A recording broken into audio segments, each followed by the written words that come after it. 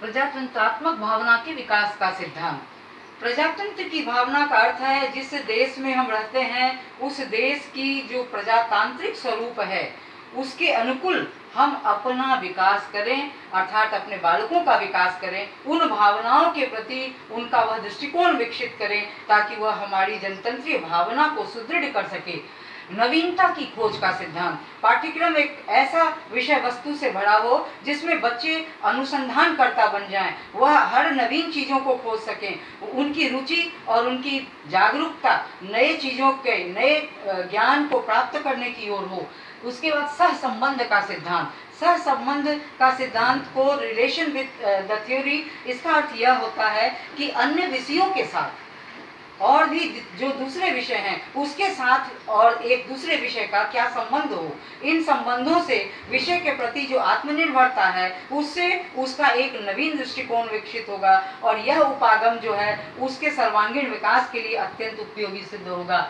सामुदायिक जीवन से संबंधित सिद्धांत। निश्चित रूप से जब बच्चा खेलता है, कूदता है और समाज में क्रीड़ा क्षेत्र में या अन्य किसी धार्मिक अनुष्ठान में जाता है तो उसके अंदर सामुदायिक भावना का विकास होता है, अर्थात वह वहाँ से मान्यता, वहाँ से विश्वास, वहाँ से निष्ठा और जो बहुत सारे पारंपरिक ज्ञान है उसका अर्जन करता है। इस प्रकार सामुदायिक जीवन से संतुलन का सिद्धांत। संतुलन का अर्थ होता है कि विषय के प्रति बच्चा इतना सजग हो सके, सचेत हो सके कि वह सरलता से, सहजता से एक दूसरे विषय के साथ संतुलन बना सके। शैक्षिक उद्देश्यों की प्राप्ति का सिद्धांत, अर्थात जब तक हम इन तमाम उपरोक्त बातों का ध्यान नहीं रखेंगे तब तक हमारा एजुकेशनल एम पूर्ण नहीं हो सकेगा, हम शैक्षिक उद्देश्य को प्राप्त नहीं कर सकेंगे। ऐसी स्थिति में बालक के अंदर हमें चेतना का विकास करना जरूरी होता है। इसलिए यह जो सिद्धांत है चेतना का सिद्धांत, थ्योरी ऑफ कॉन्शियसनेस, अर्थात जब तक हम अपने पाठ्यचर्या का स्वरूप ऐसा न बनाए, उसके स्वरूप का निर्धारण इस प्रकार न हो कि बच्चे की कॉन्शियसनेस को हम डेवलप कर सके, तब तक यह सब व्यर्थ हो जाएगा, इसकी अनुपयोगिता हो जाएगी, यह उपयोगी नहीं रहेगा। इसलिए हमें यह ध्यान रखना है पाठ्यचर्या निर्माण के वक्त, और विद्यालय का भी यह कर्तव्य है कि वह परंपराओं, उनके ज्ञान, उनके व्यवहारिक मानदंडों का संरक्षण करें। हमारे जीवन मूल्य, मान्यताएं, लोकतांत्रिक दृष्टिकोण पाठ्यचर्या के द्वारा शिक्षा को विकासोन्मुख बना सके और आने वाली पीढ़ी को, राष्ट्र को एक आदर्श और उत्तम नागरिक प्रदान कर सके। So children, there are some points in English which is principles of curriculum development. The curriculum should be productive. Definitely, this point I have already discussed in the Hindi. Other, if your curriculum will be not productive, then it is irrelevant. So try to make your curriculum productive. Another point is the curriculum should be activity based.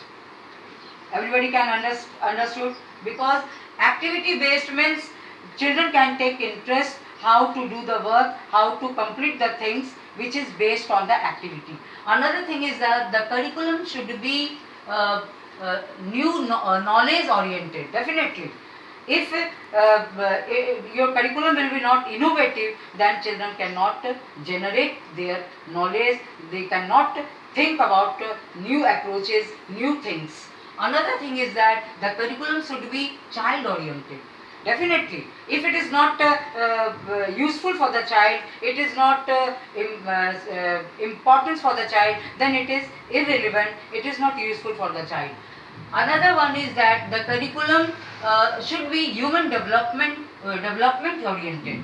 Definitely, curriculum should be powerful, should be creative, so that by the curriculum, by the teaching of the student, by the teaching of the teachers, you can make a very good human being also.